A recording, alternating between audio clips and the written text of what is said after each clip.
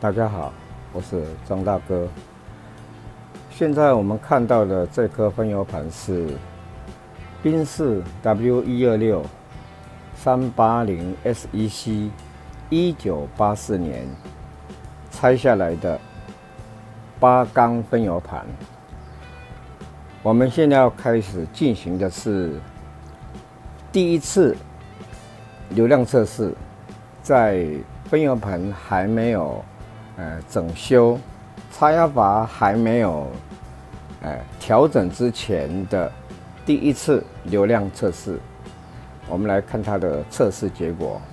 好，现在打开电源，好，开始。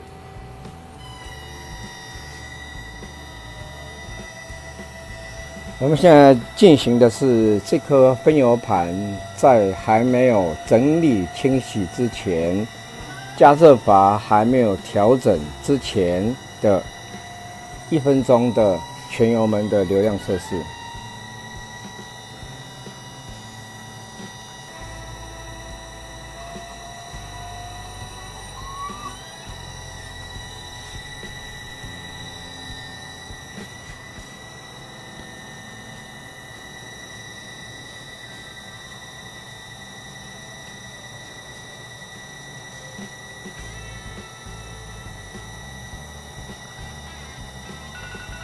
好，时间到，关闭定时器，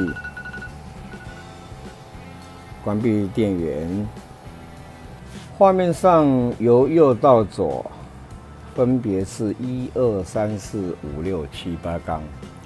第一缸的出油量大概在90 ml， 第二缸在105，第三缸也是105。第四缸100，第五缸110，第六缸第六缸大概在95，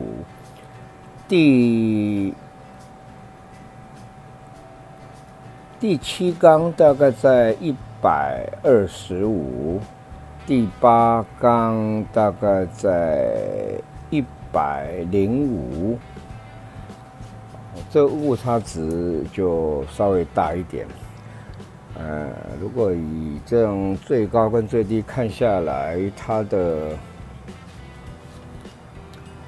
误差大概应该在10%多一点。但是有个最主要的问题是，它的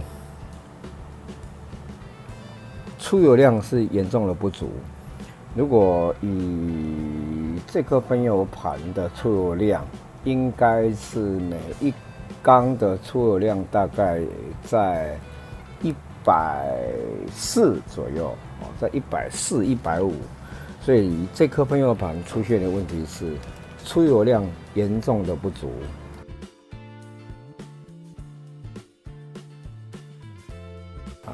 我们现在开始进行1分钟的全油门的流量测试。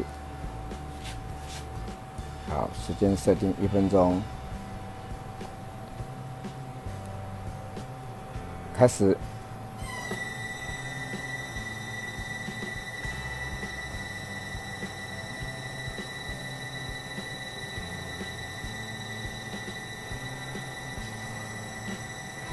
这颗分油盘在未整修之前，它就是每1缸的出油量都严重的偏低。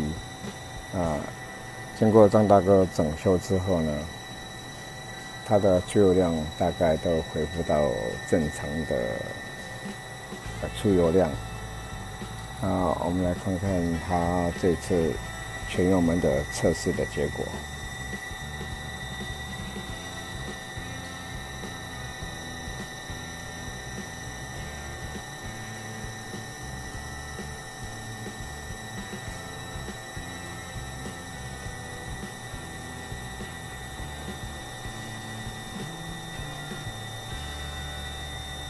好，时间到，关闭定时器，关闭电源。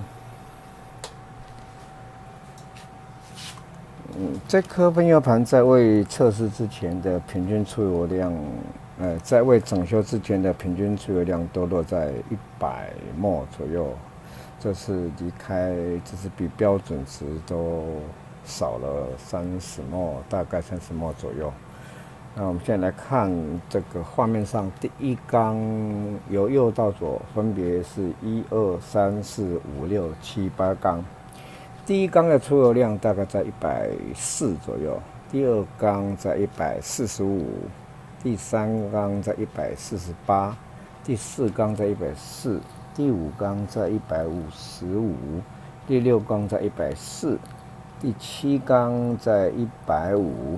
第八缸在140，如果以平均目视的结果的误差值，大概差不多在5%、6%左右，符合厂方所要求的15%的误差范围。